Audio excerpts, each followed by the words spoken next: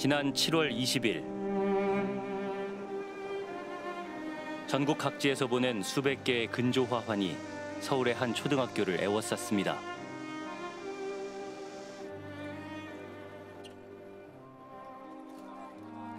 검은 옷을 입은 추모 행렬도 끝없이 이어졌습니다.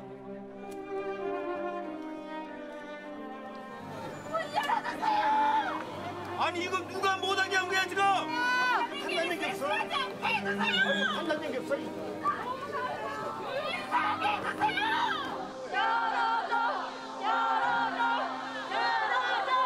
문 열어주세요. 들어가게 해줘요.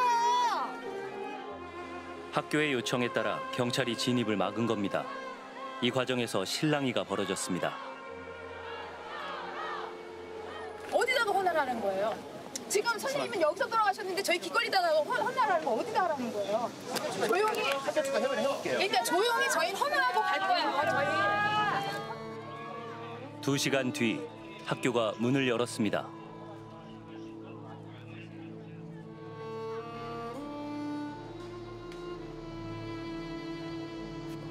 고인이 올해 담임을 맡았던 1학년 교실입니다. 창가에는 선생님이 생전에 키웠던 화분이 말라 죽어 있었습니다. 자신이 가르치던 학교에서 스스로 생을 마감한 24세 젊은 교사.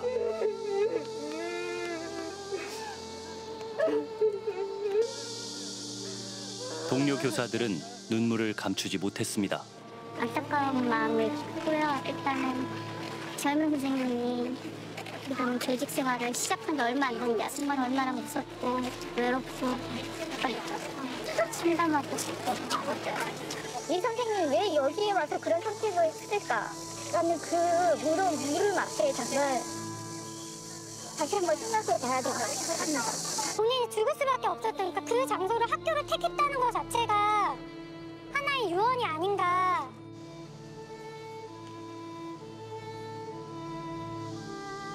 대체 무엇이 그 젊은 교사를 죽음에 이르게 한 걸까요?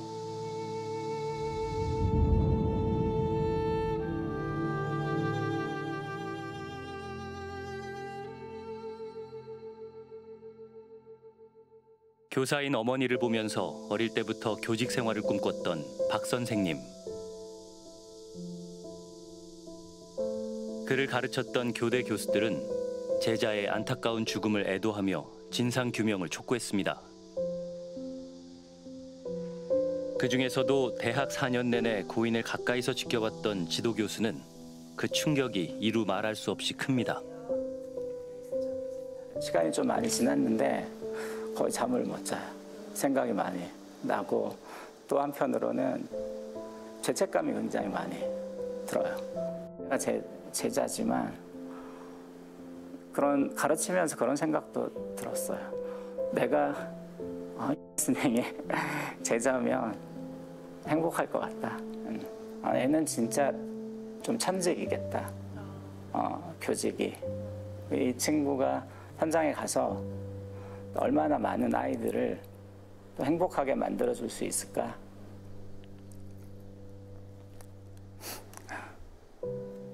정 교수에게 고인은 잊지 못할 제자입니다. 동기들.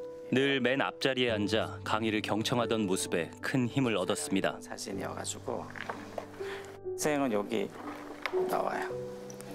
여기. 학생들과 행복을 나누는 교사가 되겠다던 고인의 꿈을 그는 기억하고 있습니다. 눈빛이 되게 따뜻하고 미소도 항상 미소 짓는 표정이었어요. 그런 눈빛으로 아이들 한 명 한 명을 바라보고 지도했을 것 같아요. 지난해 3월 서초구의 한 초등학교로 첫 발령을 받은 후에도 고인은 대학원에 진학해 학업을 이어갔습니다. 새로운 교수법을 배워서 더 쉽고 재밌게 아이들을 가르쳐 보려는 열정이 컸다고 합니다. 초임 교사가 1학년을 맡는 경우도 굉장히 드문 일이고, 근데 2년 연속이나 1학년 담임을 맡았잖아요. 근데 다시 1학년 담임이 되면서 대학원도 휴학을 했죠. 좀 헌신적으로 학생들 한 명 한 명을 본인이 케어해야 된다는 책임감 같은 게 굉장히 컸기 때문에 더 힘들었을 것 같아요. 안녕하세요. 저는 이 미술교육과입니다. 사랑이 넘치는 우리 3반 선생님과 함께 창의적인 민주시민으로 성장할 준비 되었나요? 네, 좋아요. 선생님을 모두 반짝반짝 예쁜 눈으로 쳐다보고 있는 걸 보니 잘 준비가 된 것 같네요. 오랜 설득 끝에 고인의 사촌 오빠가 인터뷰에 응했습니다. 그는 박 선생님이 살았던 자취방으로 우리를 안내했습니다.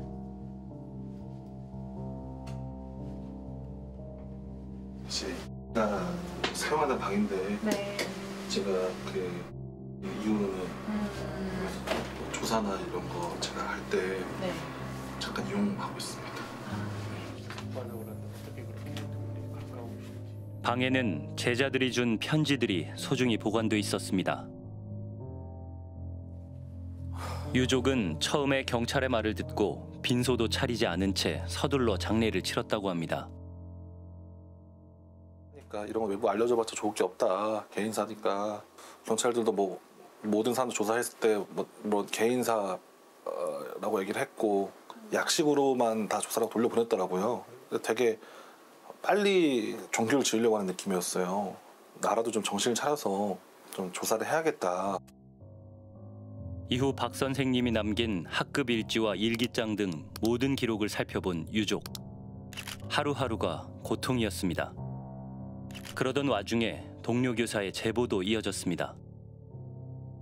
해당 교사의 개인적인 문제로 인해서 생을 마감했다라는 것이 주류였거든요. 그런데 그날 저녁에, 밤에 그것이 아니다라고 우리 노조로 제보가 들어왔습니다. 네, 선생님이 좀 우시면서 말씀을 하시더라고요. 제보에 따르면 그 학급에는 좀 선생님이 생활지도상으로 어렵게 했던 학생들이 한 4명 정도가 있었고 올해 어떠니? 라고 하면 작년보다는 10배는 더 힘든 것 같아요 라고 말씀을 하셨더라고요.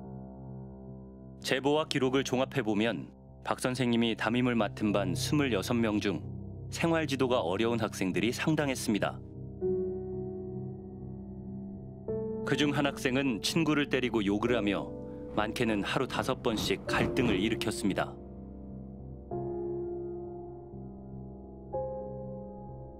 또 다른 학생은 괴성을 지르는 등 과잉 행동을 하는 상황.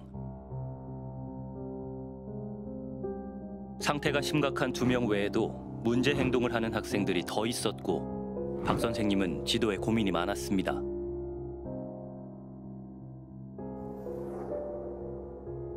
학급 일지에는 학급 붕괴를 막기 위해 해야 할 일들도 적혀 있었습니다. 반말이나 발차기처럼 예의 없는 행동을 하면 강하게 훈육해야 한다고 다짐하기도 했습니다. 박 선생님이 담임을 맡았던 반은 급식실을 개조해 만든 교실을 사용했습니다. 교실에는 준비실이 하나 딸려 있었는데 선생님이 그곳을 꾸며 특별한 공간으로 만들었다고 합니다. 여기가 급식실에 붙은 창고였거든요. 그래서 여기 비품들이 잔뜩 있었는데 그걸 다 치워가지고 청소를 싹 해가지고 이렇게 마음 해결소라고 해서 이렇게 아기자기하게 인형도 갖다 놓고 조명도 갖다 놓고 이렇게 만든 거예요. 이제 수업 시간에 애들이 막 감정 컨트롤이 안 되는 애들이 있으면 잠깐 같이 들어와가지고 좀 상담하면서 진정하고 그래서 애들 엄청 좋아한다고 저한테 막 자랑도 했었거든요. 블로그에 쓴 걸 보면은 여기 우리 반 금쪽이도 행복하고 저도 행복하고 싶어요 이러면서 그 자기가 매뉴얼을 만들어 놨더라고요. 자기가 어떻게 대처할지. 아이를 환대하며 관심을 표현한다. 동정 또는 포기하지 않는다. 이런 노력에도 학생들의 문제 행동으로 인해 교실 내 갈등은 계속됐습니다. 학부모들은 그 학생들 때문에 자신의 자녀가 힘들어한다며 학급 소통 앱을 통해 박 선생님에게 연락했습니다.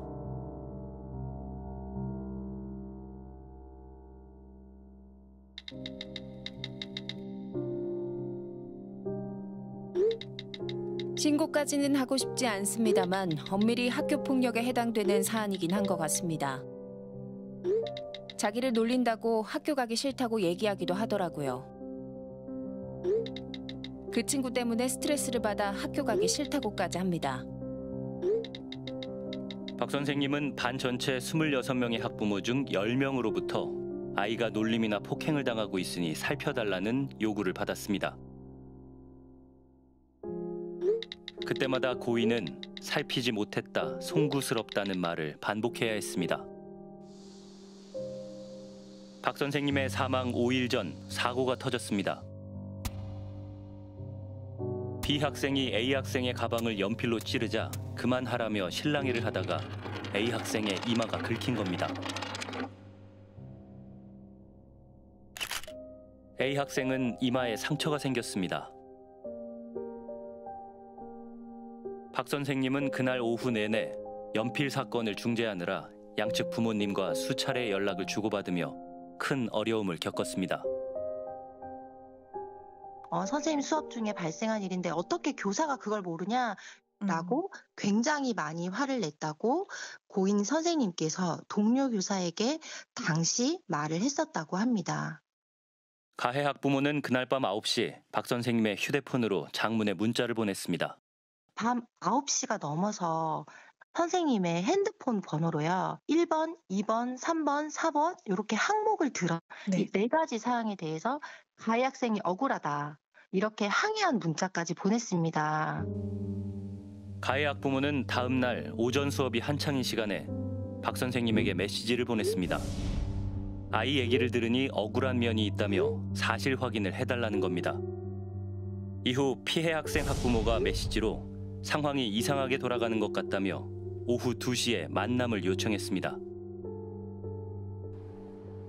유족의 법률 대리인은 가해 학부모가 경찰이라고 추정하고 있습니다.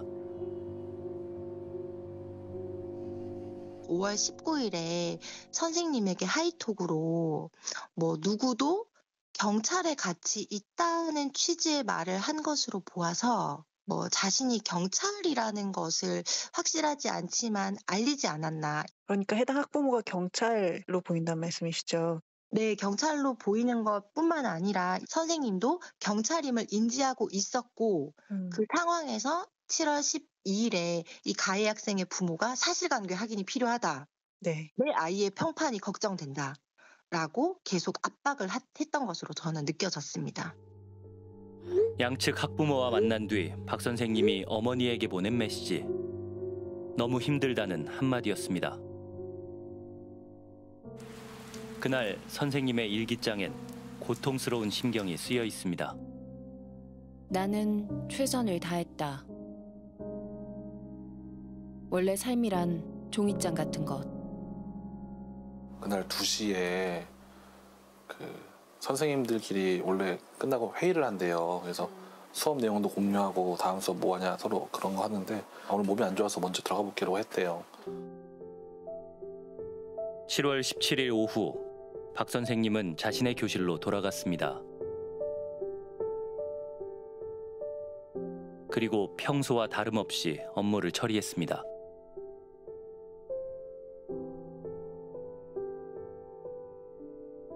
학급 일지를 쓰고 학부모들에게 알림장을 보내고 교장과 교감에게 업무 보고도 모두 끝냈습니다.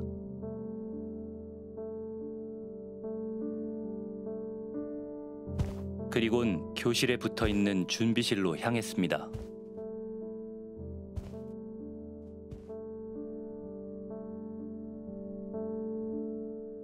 자신이 아이들을 위해 만든 공간이 생애 마지막 장소가 됐습니다. 조금이라도 잘못하거나 아이들이 다치거나 하면요. 그것에 대해 민원이 들어오는데요. 그 민원이 언제 들어올지 모른다는 생각을 언제나 해요. 그것에 대한 불안은 늘 갖고 있어요.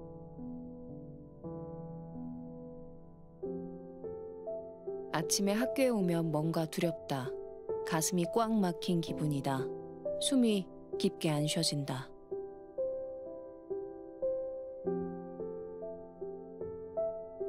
제 지도로 통제가 안 되는 아이가 2명이 있어요. 1학년인데요.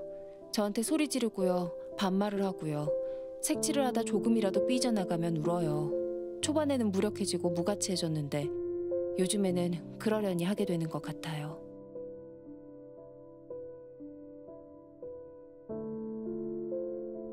난리가 겹치면서 모든 게 버거워지고 놓고 싶다는 생각이 마구 들었다.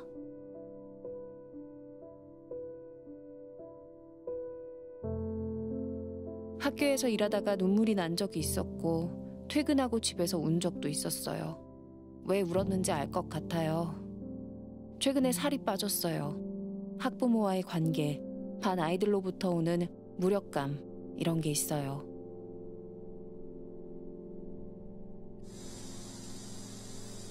그 무기력함에 점점 지쳐가면서 몸과 정신이 시들어가는 모습을 모든 기록을 통해 확인할 수 있었습니다. 서희초교 진상규명을 촉구한다. 촉구한다. 촉구한다. 촉구한다. 촉구한다. 촉구한다. 감사합니다.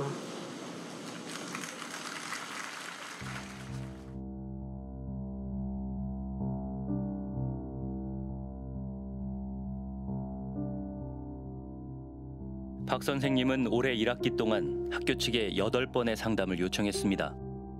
연필 사건이 있었던 7월에만 3번의 상담을 했습니다. 학교에 적절한 조치를 다 했는지 물었습니다. 죄송합니다. 제가 너무 심리적으로 좀 힘들어서 응하지 못할 것 같아요. 죄송합니다. 저희 MBC PD 수첩팀인데요. 저는 네, 없습니다. 선생님 학교에서 지원이 제대로 됐는지를 좀 여쭤보고 싶어서. 지원 최대한으로 했습니다. 교육부와 서울시 교육청은 약 10일 동안 해당 사건에 대한 합동조사를 진행했습니다. 안녕하십니까. 교육부 차관 장상윤입니다. 연필 사건에서도 나타났지만 조금 더 추가적인 확인이 필요해 보이지만 부재중 전화가 엄청 걸려왔다. 또 동료 교사 증언에 따르면은 그 통화에서 학부모가 엄청 화를 냈다. 또 개인 휴대폰 번호는 어떻게 알았는지 굉장히 좀 불안하다. 이런 이제 것들을 보면 그런 학부모 민원에 대해서 굉장한 스트레스가 있었지 않았나. 그런데 8월 14일 경찰이 학부모들에 대한 혐의를 찾지 못했다고 밝혔습니다. 동료 교사는 학부모가 선생님에게 화를 엄청 내었다는 것을 진술을 하였다고도 하였고요. 그럼에도 경찰은 학부모 범죄 혐의 안 나와 또는 갑질 혐의 안 나와라는 공식 발표를 했다는 점이 조금 의아했습니다. 아직 결론 나는 것도 하나도 안 내렸어. 들었다는 사람이 있으니까 확인을 계속 해야죠. 양측 학부모와 연락을 시도했습니다. 하지만 연락은 닿지 않았습니다. 박 선생님은 연필 사건과 관련해 학부모가 개인 번호로 여러 번 전화해서 놀랐고 소름 끼쳤다고 말했지만 학교 측은 전화번호를 바꾸라고 조언했을 뿐입니다. 지난해 박 선생님이 담임이었던 반의 학부모들은 학교의 대응이 잘못됐다고 목소리를 높였습니다.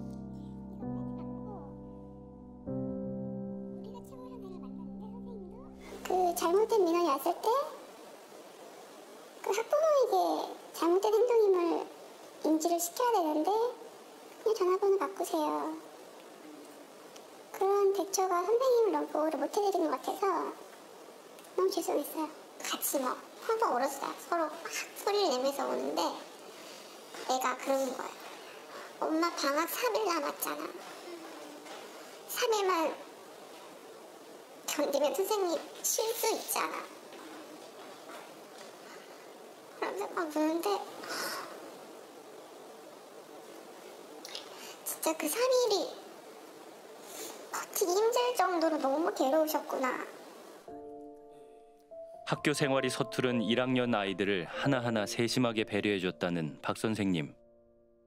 학부모와 아이들 모두 선생님에 대한 마음이 각별하다고 했습니다. 너는 어떤 충격을 갖고 만들고 싶어? 그랬더니 자기는 선생님은 1000명을 만들고 싶다는 거야. 선생님 1000명씩 뭐하게 학교마다 한 명씩 보내고 싶다고. 너 본인이 느끼게 이렇게 사랑받고 1년을 보냈구나 해서 와 정말 이렇게 좋은 사람도 만날 수 있을까. 반응인지 엄마들이 못 느낄 정도에 저는 몰랐어요. 저 반응인지. 저희 다 끝나고 네. 박 선생님이 얼마나 훌륭한 교사인지 알리고 싶어서 인터뷰를 결심했다는 학부모들. 좋은 선생님을 잃은 것이 그저 안타깝다고 눈물을 흘렸습니다. 너무 눈물이 나요. 모르겠어요. 이렇게 선생님한테 마지막에 손편지를 받아본 학부모가 몇 명이나 될까 좀 슬플 것 같아요. 네. 선생님이 쓴 마음이 너무 따뜻한 마음이 느껴지니까 더 슬픈 것 같아요. 고인의 부모님은 자식을 지켜주지 못한 죄인이 된 것 같아 나설 힘이 없었다며 PD수첩에 서면으로 심정을 전해왔습니다. 그렇게 열심히 살았던 아이가 도대체 왜? 라는 의문이 가시지 않아 생각하고 또 생각합니다. 경찰이 열심히 조사한다고는 하지만 교실 내선 전화 내용에 대해 확인할 수 없어서 얼마나 밝힐 수 있을지 걱정스럽습니다. 정작 중요한 건 학부모의 통화 내용입니다. 어떤 부모가 자신이 학교에 무슨 일로 전화해서 무슨 요구를 했었는지 자세히 얘기할까요? 부모님은 딸을 죽음에 이르게 한 이유를 제대로 밝히기 위해 경찰에 철저한 수사를 요청했습니다. 전국의 교사들은 이 안타까운 죽음에 분노를 표출하고 있습니다. 골물대로 골물 문제가 결국 터졌다는 겁니다. 지난해 M초등학교에도 서희초 교사 49제 추모 현수막이 걸렸습니다. 일부 학부모의 민원에 힘들어했다는 2년차 교사의 죽음은 우리 사회에 큰 충격을 던졌습니다.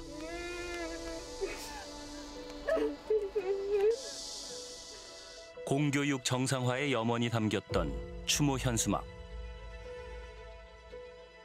M초등학교 학부모 A씨는 교장에게 현수막을 철거하라고 요구했습니다. 49제 그거를 철거를 해주셨으면 좋겠어요. 선생님이 주속에서 사례를 보내 광고할 건 아니잖아요. 저 광고 아니에요. 39제 광고잖아요. 교사 10명 중에 6명이 우울증을 앓고 있고 어느 명은 막 자살한 충동도 느낀다고 하잖아요. 그만큼 그 교사들이 참 힘들더라고요. 그래서 그럼 다른 집으로 차는 거죠. 그게 한바탕 가면 되죠. 결단력이 없어서 그래요. 왜 이래서 그런 것 같아요. 교육권이 선생님한테만 있어요. 부모한테도 있거든요. 교육권을 주장하면 좀 필적이지 않아서 띄워주셔야 돼요. 그래서 제가 그냥 교육청이라는 이름을 제기해야 되나? 부모가 요구하면 학교는 따라줘야 한다는 학부모 A씨. 담당 선생님하고 면담하고 싶다는 거잖아요? 관련된 거랑 실험 시간에 제대로 실험을 했는지 그 과정에 대한 그 전반적인 것들을 저는 알아야겠거든요. 실험이 제대로 이루어졌는지, 과학이라는 게 그렇잖아요. 실수나 이런 거에 맞춰서 제대로 했는지 제가 체크해본 바로는 제대로 된 수업이 안 됐거든요. 교사의 수업 활동 전반도 확인하겠다고 했습니다. 오늘은 교실 안 가세요? 오늘은 교실 안 갔는데요. 아 그래요? 한번 가보시는 게 좋을 것 같아요. 어떤 일이 있는지를 말씀을 해주세요. 애들이 전화가 오니까요. 한번 가보시죠. 그러니까 어떤 일로 뭔 전화가 왔는지를 말씀을 해주세요. 그걸 제가 교원분한테 말하지는 않고요. 어머니. 애들이 어떤 일이 있는 것 같으니까 저희가 연락을 주시라고 하는 거잖아요. 모르니까 물어보는 거잖아요. 이 시간에 전화 올 때가 아닌데. 선생님들이 전교생의 이름을 다 알 정도였다는 M초등학교는 전교생 44명, 일반 교사 7명인 작은 학교입니다. 그러나 학부모 A씨의 등장 이후 혼란에 휩싸였고 올해 초엔 교사 6명이 한꺼번에 전출 갔다고 합니다. 그들에게 인터뷰를 요청했습니다. 그로 인한 스트레스가 많았기 때문에 벗어나고 싶어서 어떻게 보면 학교를 옮겼거든요. 나오면서 최대한 안정을 찾고 잊어버리려고 하는데 계속 이게 따라오는 느낌이라 조금은 이제 가족들이 분명히 그런 부분들에서 굉장히 좀 두려워하는 부분들이 좀 있어서 지금 당장 제가 막 오늘 뭐 이렇게 말씀을 못 드리겠어요. 제작진과의 만남 직전에 무서워서 못하겠다며 인터뷰를 취소한 교사도 있었습니다.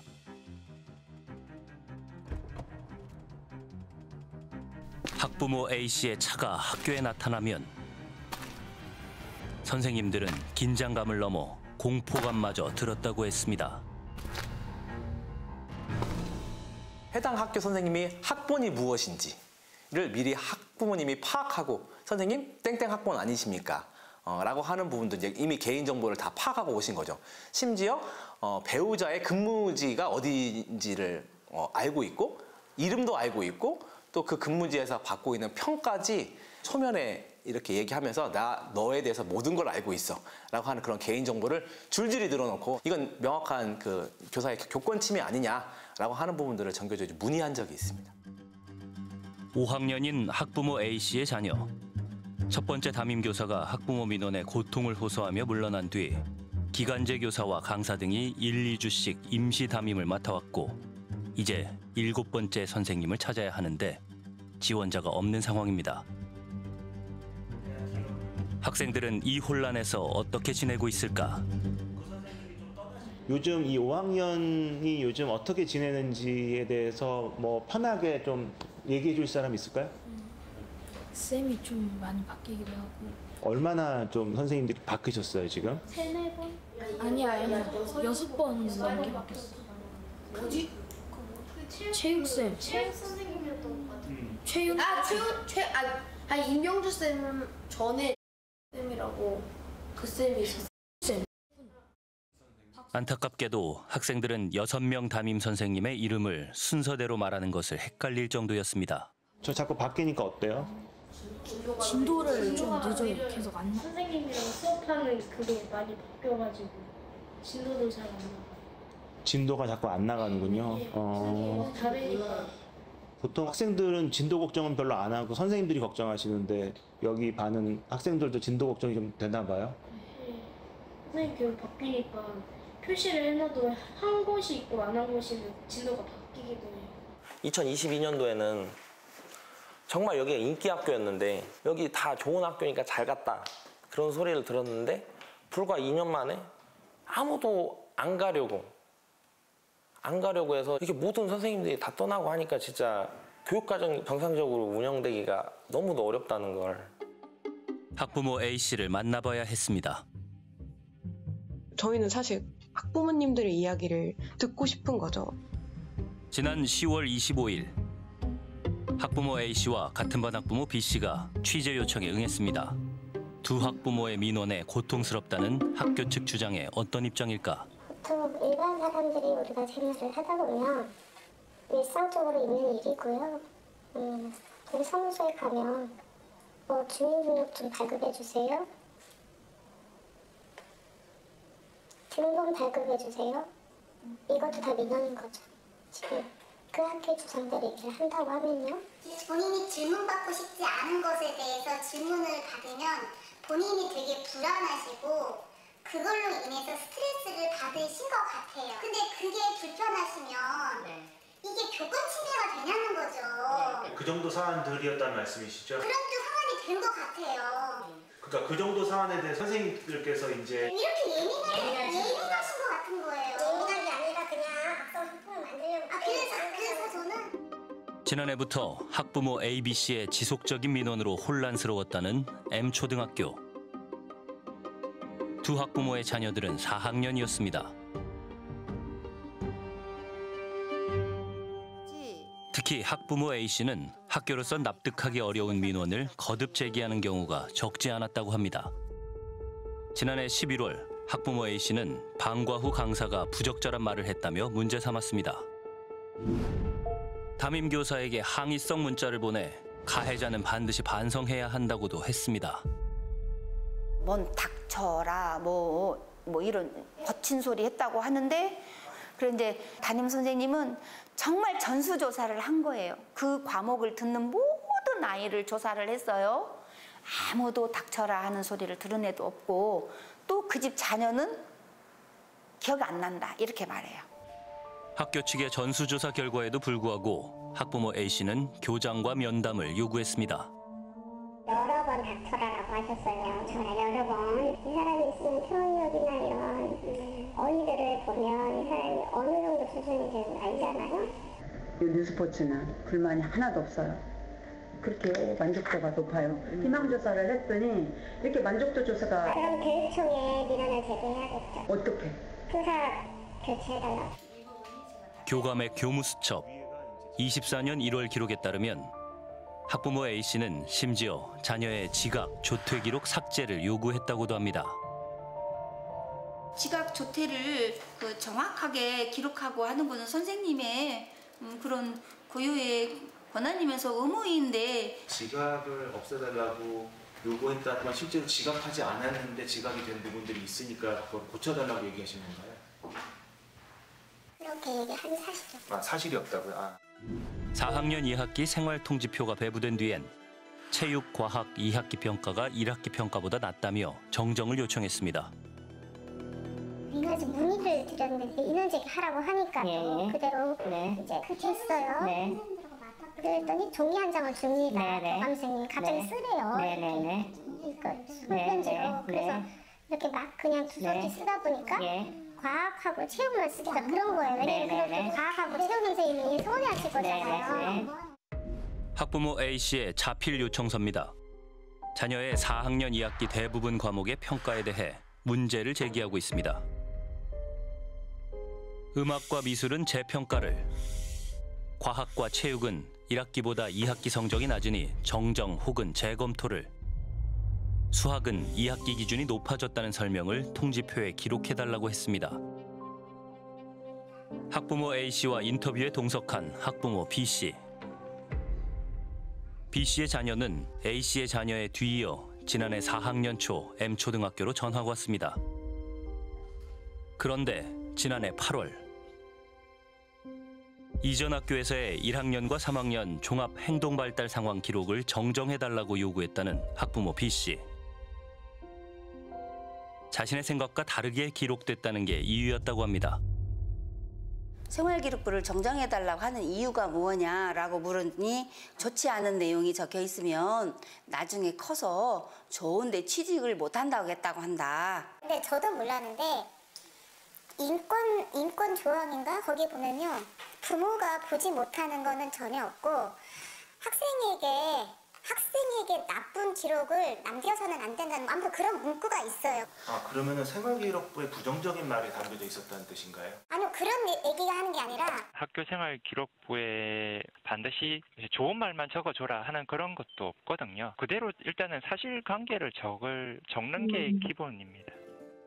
학부모 A씨의 특이한 민원들 중 하나는 담임의 누가 기록을 공개하라는 것.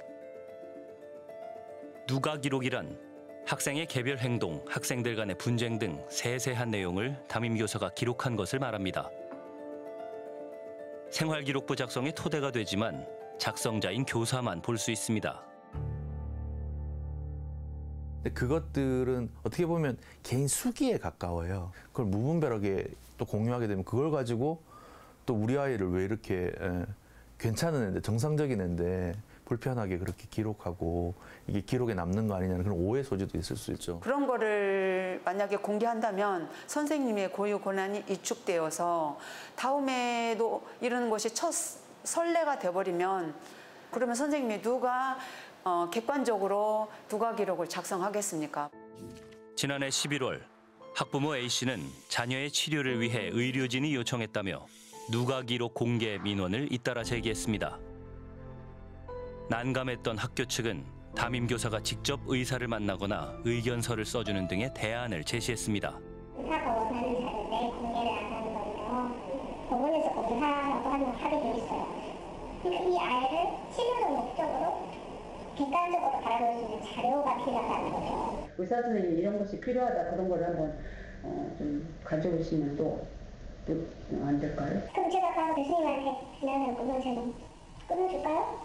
그러니까 교사의 고유 권한이라는 말을 조심해서 쓰셔야 된다는 얘기예요. 고유 권한이 아이의 기본 권한 침해할 수는 없어요. 그때부터 더욱더 어려움이 가중된 것 같아요. 그때가 학년 말이잖아요. 그런 중요한 시기에 거기에 시간을 뺏기고 있으니 덧붙여서 이제 우리는 절차대로 함에도 불구하고 중간중간 왜 빨리 안 주냐 하면서 계속 추궁하고 압박하고 하는 것이 굉장히 힘들었던 것 같습니다. 학부모 A씨는 계속해서 정보 공개 민원을 넣었고 누가 기록 비공개는 학부모를 기망하는 행위라며 학교를 압박했습니다. 드리기가 어려운 자료예요. 그러면 드릴 수 있는 자료를 어떻게 하시겠어요? 책임질 수 있으세요? 교사 선생님께서는 누가 기록을 요청하셨는데 저한테 가져오라고 했는데 학부모가 와가지고 어머니의 업무 방해를 해서 뛰는 거를 업무 방해를 고발하세요. 끝내잖아요. 고발하세요. 아유. 어머니. A씨의 자녀를 진료한 의사는 왜 누가 기록이 필요하다고 했을까? 교수님이랑 제가 통화를 한번 해봤는데 교수님께서는 우선은 누가 기록서라는 게 어떤 건지도 잘 모르시고 그런 거를 요구하시진 않은 것 같아요. 교수님이 누가 기록이 필요하다고 하셨으면은 그 내용을 아실 거 아니에요? 일단 누가 기록을 요구한 적이 없다라고 말씀을 하셔서 이 부분이 조금 저희가 이 진료, 약물 치료는 교수님한테 받지만 상담은 그 상담사 선생님이 따로 계십니다. 그래서 이걸 가지고 상담사 선생님께 갔고요. 누가 기록은 교수님한테 확인을 하셨으니 교수님이 모른다고 하셨겠죠. 그러니까 상담 선생님이 그 누가 기록을 요구했다는 건가요? 누가 기록이 아니라 학교에서의 상황을 알아보셔라라고 하셨고 그거는 제가 했죠. 악성 민원 정확하게 정의를 내리기는 좀 어려운데요. 아마 현장에 있는 분들은 다 아실 겁니다. 이거는 선을 넘었는데? 이건 좀 아닌데? 얘기를 해도 계속해서 같은 질문을 계속해서 여러 차례 계속해서 전화를 하거나 문제 제기를 하는 거죠. 또 이제 부당한 요구나 부당한 간섭을 하는 경우도 여기에 해당이 될 수가 있습니다. 학부모 A씨가 올 한 해 학교 홈페이지에 민원을 제기하거나 문자 메시지, 전화를 한 횟수는 189차례, 학부모 B씨는 163차례에 달합니다. 특히 학부모 A씨는 올해 학교에 전화만 113차례 했습니다. 네, 여보세요? 교관님. 네, 문자가 달라 보내셨더라고요. 어떤 문자요? 상담이 취소됐다고? 면담이 취소됐다고. 아까 제가 봤는데. 네네. 선생님이 안 계시니까요. 그래서 어떤 사정이 오해서 어떻게 취소하셨어요? 그 학교는 변교가 유행이에요? 하긴 트렌드라고 하더라고요. 어머니 그렇게 말씀하시면 안 되죠. 아프니까 병가를 내셨겠죠. 아픈 거 하시라고요? 학부모 A씨의 민원을 가장 많이 응대해야 했던 교감 선생님. 극심한 스트레스로 인한 안면 경련으로 치료받는 중입니다. 증상이 지금 제가 보기에도 좀 더 나빠지셨거든요. 오늘 유난히 더 심해요. 약간 안면 마비 증상도 같이 지금 보이거든요. 계속 스트레스가 받아지니까 신경줄에 지금 심리적으로 불안한 상황들이 조금 더 호전이 된다 하더라도 이미 기왕에 변해버린 해부학적인 그런 변화는 계속 남아있어서 나중에 다른 처치가 필요하실 수도 있어요. 그럼 이 증상이 완전히 없어지지는 않을 거예요. 네네네. 네. 그래서 너무 지쳐서 제가 이런 얘기는 누구한테 한 번도 안 했는데 이렇게 잠들면 아침에 못 일어났으면 좋겠다는 생각할 때가 가끔 들어요. 학교 관리자인 교감이 학부모의 전화나 방문 등 민원을 거부할 방법은 없습니다. 교감은 올 3월부터는 우울감, 불면 등으로 정신과 치료를 받고 있고 교장 역시 지난해 말부터 정신과 치료 중입니다. 교단에서 학교에서 이런 민원도 발생할 수 있구나. 정말 이 학교가 지옥 같은 느낌? 그리고 학교에 출근하면 막 전쟁터로 나가는 그런 느낌이에요. 저희는 지난해 3월 나는 어떻게 아동학대 교사가 되었나 편을 방송했는데요. 그중에 한 장면입니다. 학기 초 생활지도를 위해 호랑이 캐릭터 옆에 이름표를 붙였다는 선생님. 2021년 4월, 그날은 현수가 물병을 계속 구기며 수업을 방해했고 선생님은 호랑이 캐릭터 옆에 현수의 이름을 붙였다고 합니다. 그리고 방과 후 남겨서 지도를 하고 보냈는데 얼마 안 있어 현수 엄마로부터 전화가 왔다고 합니다. 잔뜩 화난 목소리로 9살짜리를 청소시켰어요 하면서 지금 당장 학교로 갈 거예요. 그게 끝이 아니었습니다. 아동학대 혐의로 경찰 조사까지 받게 된 선생님. 현수 엄마가 아동학대라고 생각하는 이유는 무엇일까? 아이가 나이가 몇 살인지 알고 계세요? 네, 2학년이었던 걸로 알고 있습니다. 2학년이면 만으로 몇 살이에요? 만 7세겠죠. 그렇죠. 네. 그럼 레드가 의미하는 축구 게임에서도 레드 나오시잖아요. 네네. 다른 색깔도 많잖아요. 당시 방송에 현수 엄마로 등장한 이가 바로 학부모 A씨입니다. 그의 자녀가 현재 M초등학교로 전학 오기 전, 그러니까 약 3년 전 소위 호랑이 카드 사건이 벌어졌습니다.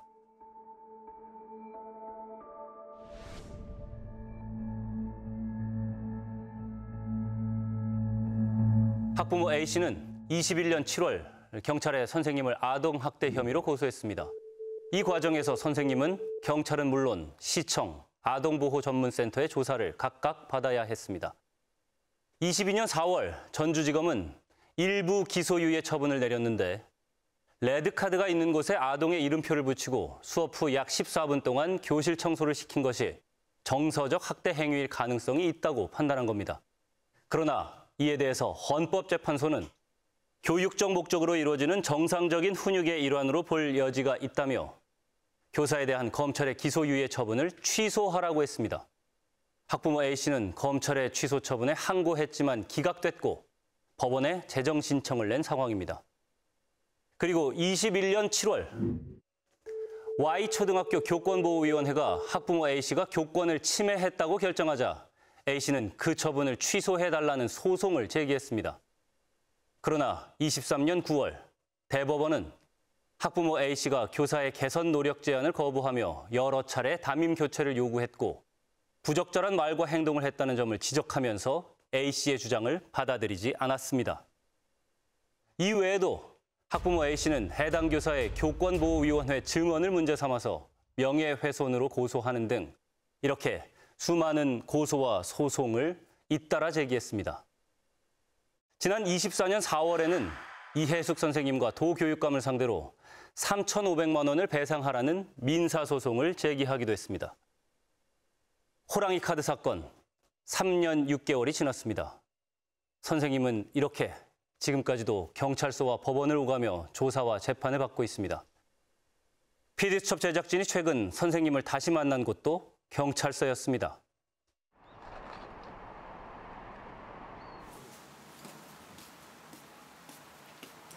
네, 저희 선생님께서 이번에 껴안기 사건으로 아동복지법 위반 혐의로 고소를 당하셨는데 그 부분에 대해서 무혐의 처분을 받았기 때문에 그 결정서를 오늘 받기 위해서 경찰서에 나오게 되었습니다.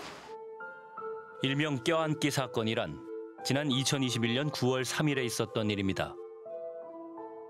호랑이 카드 사건의 충격으로 휴직 중이던 교사는 짐 정리를 위해 방과 후에 학교를 방문했다고 합니다. 그런데 학부모 A씨와 그 자녀를 마주쳤고 작별 인사를 해야겠다는 생각에 아이를 안아주었다고 합니다. 그동안 잘 있었어. 이제 선생님 너 열심히 하는 거 예뻤고 선생님 너 예뻐. 그러면서 이제 안아줬어요. 이제 그리고 끝났어요. 그 상황은. 그 일이 있고 3년이 지난 올해 2월 학부모 A씨가 교사를 학교 폭력으로 신고했습니다. 학폭이 아니라는 결정이 내려지자 학부모 A씨는 경찰에 이혜숙 교사를 상해 등의 혐의로 고소했습니다.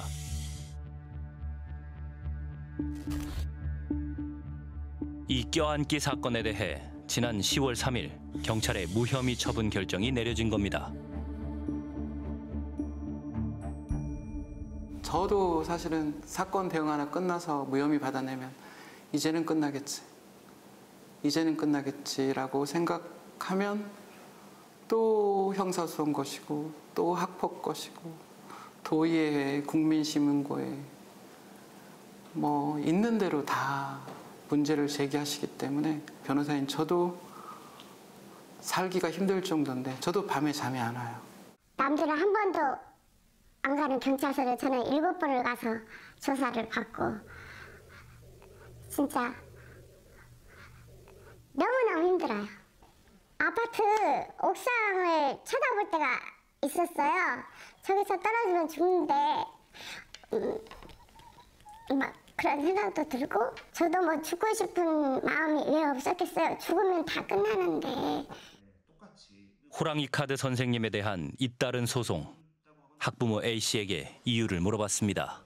저는 벌에 대한 판결이 아니라 아이에 대한 이런 불합리한 비교육적인 이런 것들이 교육 환경에서 교육 현장에서 다시 일어나지 않기를 바랍니다. 그래서 하는 것이고요. 그리고 판결은 판사님들의 개인 성향이겠죠. 근데 요즘 아시다시피 교사들이 겪는 고충에 대한 사회적 논의가 많이 활발해졌잖아요. 지금 피디님 눈에는 아이들이 겪고 있는 그런 상황들은 안 보이시나요? 학부모 B씨의 아들도 21년 2학년 당시 A씨의 아들과 같은 반이었습니다. 자신의 아들 역시 당시 큰 정신적 고통을 겪었다는 B씨.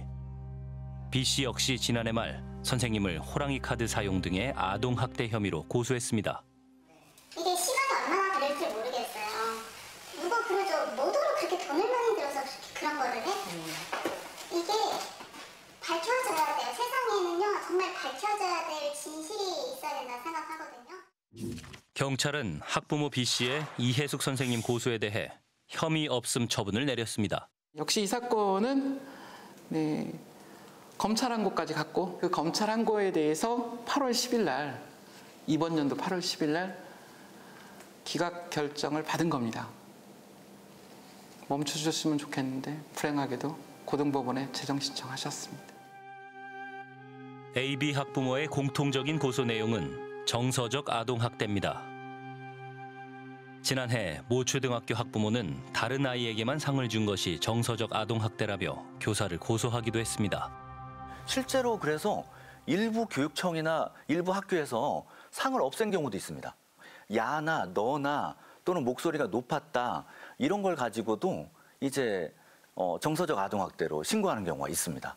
그러니까 가정에서 목소리가 높아지거나 어떤 말들이 나오는 거에 대해서는 정서적 아동학대라고 생각하지 않으면서 이것에 대해서 부모님들이 자꾸 아동학대라고 신고를 하고 그렇게 되면 선생님들은 나중에 이게 혐의가 없고 이런 게 다 밝혀진다고 하더라도 굉장히 오랜 기간 동안 이 괴롭힘을 당하게 되는 거죠. Y초등학교에서 M초등학교로 전학 온 AB 학부모의 자녀들이 5학년이 됐습니다. 올해 초 M초등학교 교사들 사이의 최대 숙제는 누가 5학년 담임을 맡을 것인가 하는 문제였다고 합니다. 담임 배정에 5학년 누가 맡는다고 하겠어요. 주변에서 계속 그 반 맡으면 안 된다 막 이렇게 하니까 안 하려고 하죠. 그래서 제가 3일 동안요. 정말 입이 바싹바싹해서 입술이 다 불트도록 그 선생님을 설득해가지고 담임을 맡았어. 우여곡절 끝에 5학년 첫 번째 담임 선생님이 정해졌습니다. 올해로 경력 14년 차에 접어든 중견 교사입니다. 내가 지금까지 했던 대로 학생들한테 진심으로 대하고 내가 조금이라도 아동학대 의심되는 행위를 하지 않는다면 1년 동안 학생들을 잘 지도하고 함께 생활할 수 있겠다고 생각을 했습니다. 저도 고민이 많았는데 그러나 선생님의 기대는 곧 무너졌다고 합니다. 특히 아이들이 서로 툭닥거린 날에는 아들의 말을 듣고 어김없이 항의성 전화를 걸어왔다는 학부모 A씨. 나 진짜 내가 기가 막혀가지고 지금 제가 지금 심장이 벌렁벌렁거려가지고 그래서 내일 이 어머니가 어떻게 조치를 취하지 않으면 그냥 학폭 열어주세요, 선생님. 그런데 학부모 A씨는 아들이 다른 학생을 괴롭혔을 땐 담임에게 전화해 상대 학생을 비난하기도 했습니다. 남자애들의 그 세계라는 게 좀 그렇더라고요. 저는 이런 거에 대해서 되게 좀 민감하게 반응하지 않으셨으면 좋겠어요. 그러니까 어떻게 집에 가서 부모님한테 얘기하는지 모르겠지만 부모님이 확인 전화 오면 아니다라고 정정을 해주셨으면 좋겠거든요. 선생님이 보는 것과 너무 이제 그 끼려고 하니까 잘난 척을 하고 하니까 애들이 다 싫어하더라고요.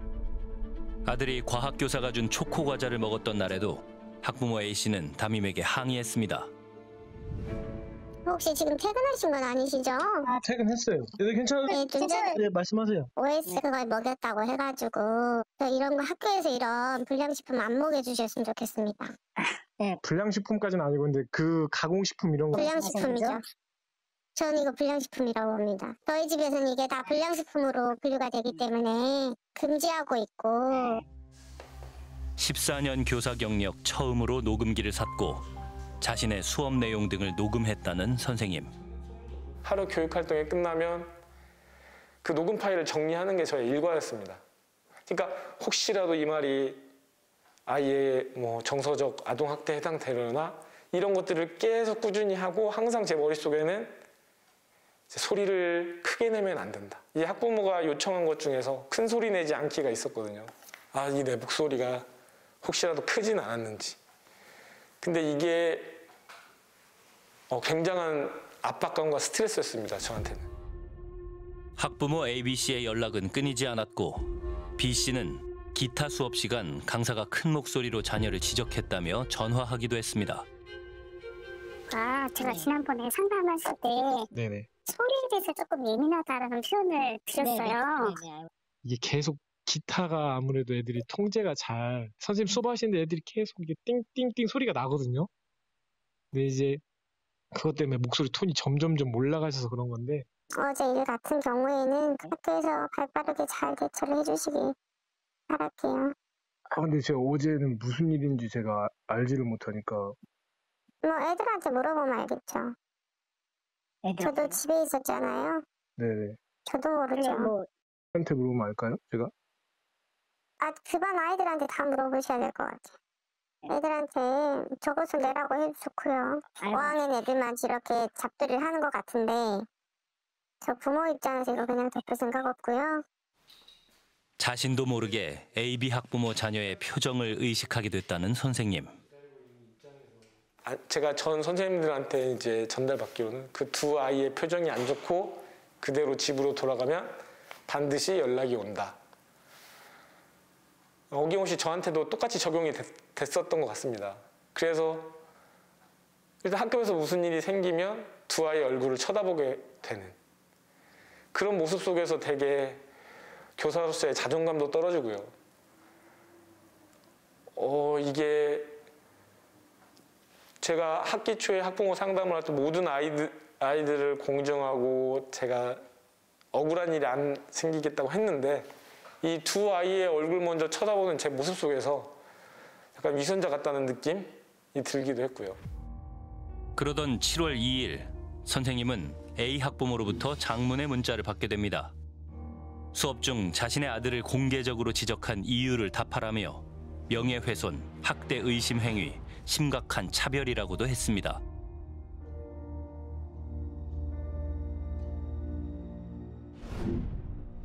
그 문자를 받은 날 선생님은 정신과 진료를 받았고 더 이상은 버틸 수 없다는 생각에 담임 보직을 내려놨습니다. 몸무게도 한 6kg 정도 빠졌었고요.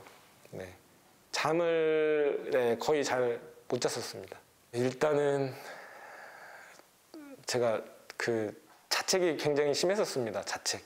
그러니까 내가 왜 이 학급을 맞는다고 했을까? 일단 이 학교를 선택한 것부터 자책이 굉장히 시작이 됐고요.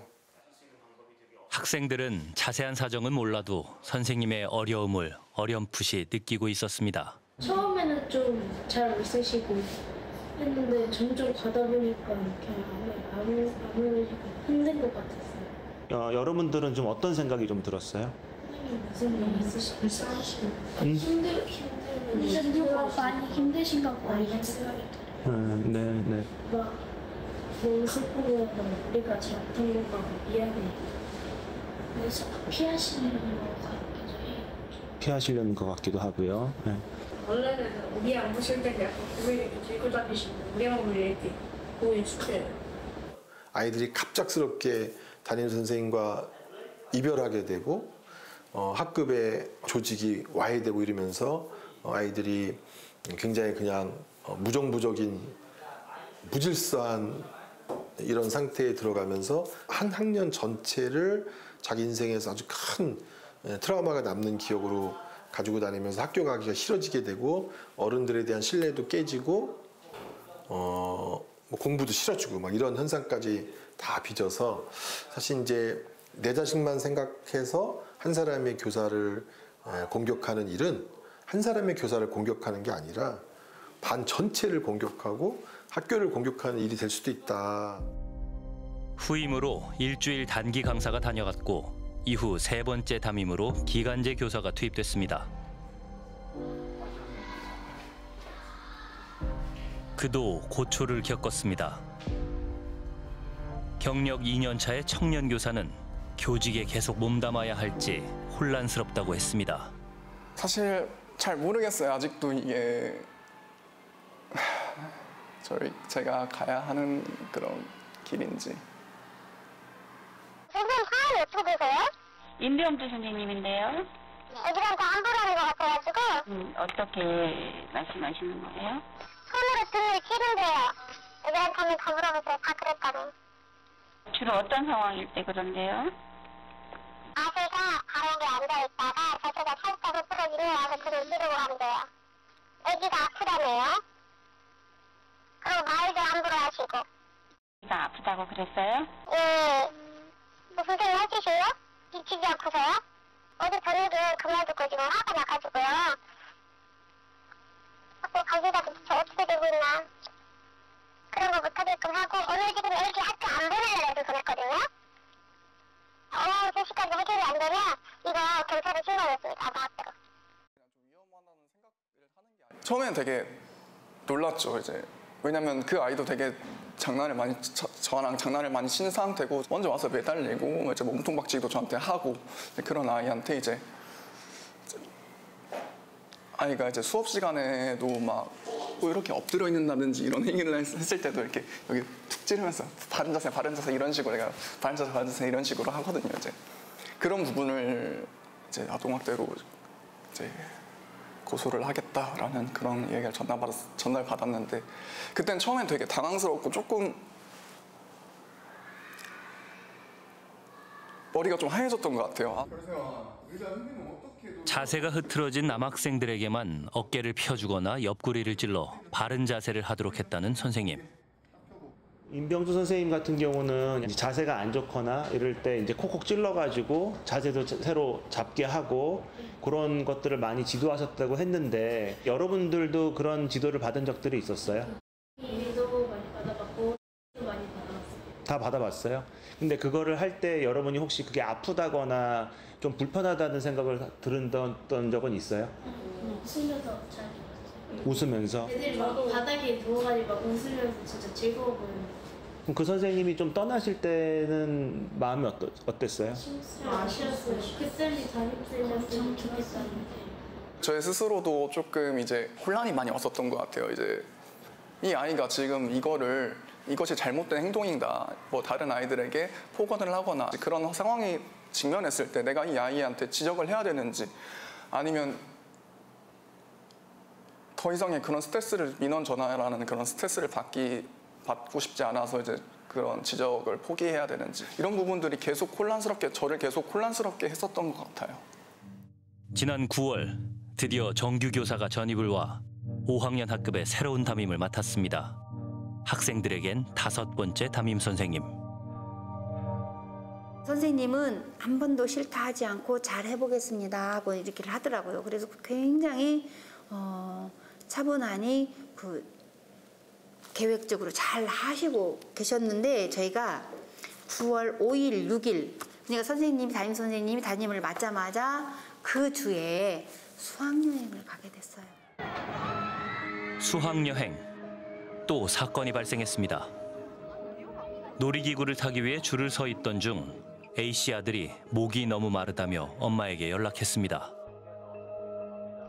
애들도 다 있잖아요. 5학년 있는 애들 있는 대로 좀 가주시라고 해주시겠어요? 이유가 뭘까요? 아이들이 목말라 죽겠는데 물은 하나도 없고 거기 인설자가 없네요. 전달하겠습니다. 수시로 전달해주세요. 네. 선생님께 전달하시고 전달하셨다는 말씀이신 거죠 지금? 네.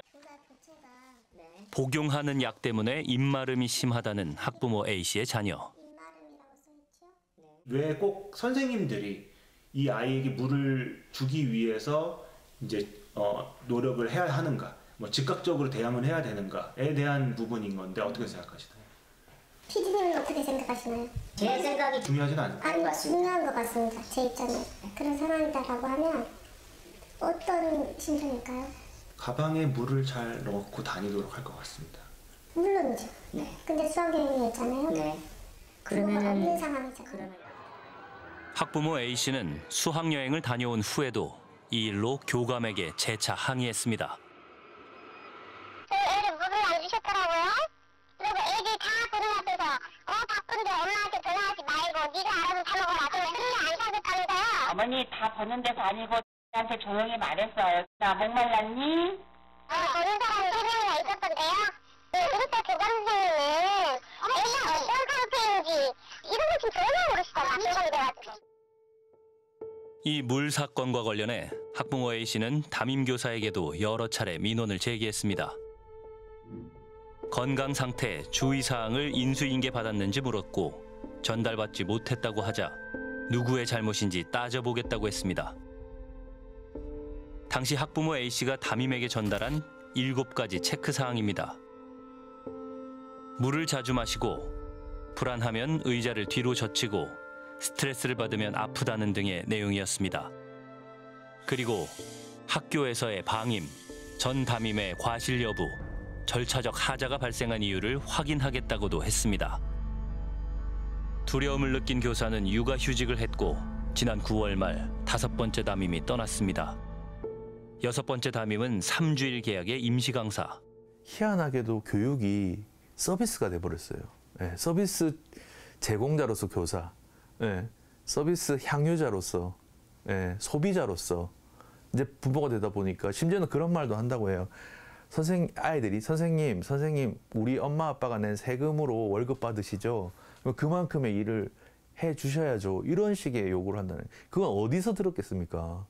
가정에서 일단은 학부모들이 교사 학교에 대한 존중, 교육에 대한 중요성, 그다음에 그런 기본생활 습관에 대한 것들을 계속 훈육을 해줘야 되는데 이런 것들이 그냥 소홀히 되고 그렇게 소홀히 되고 있습니다. 지난 토요일 5번째 교사 집회가 국회 앞에서 열렸습니다.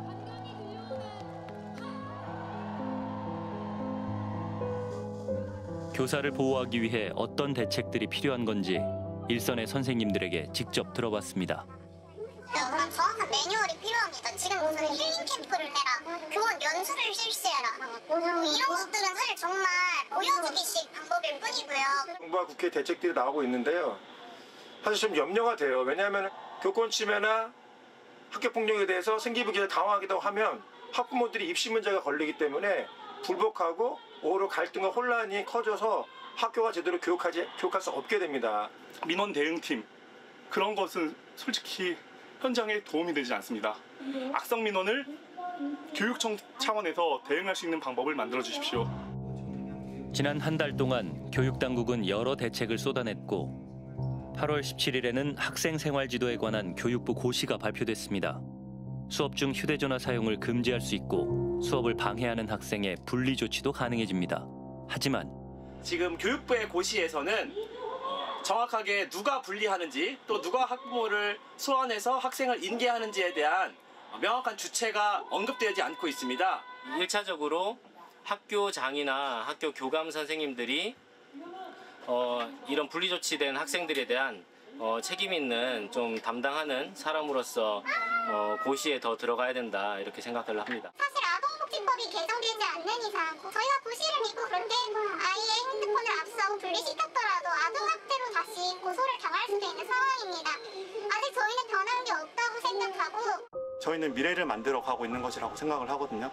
우리 교실에서 키워낸 아이들이 우리 사회의 구성원이 되는 거고 우리는 교실에서 사회화를 시킬 의무가 있습니다. 그래서 거기에 필요한 그 권한을 부여받아야 됩니다. 그 중에 하나는 아이들을 통제할 수 있는 것도 포함할 거라고 생각을 하고요. 그 작용이 우선되지 않으면 저희는 무너질 수밖에 없습니다. 지금 이렇게 많은 교사들이 목소리를 내고 있는데 목소리가 들리지 않는다. 그러면 저희는 어떻게 해야 될까요?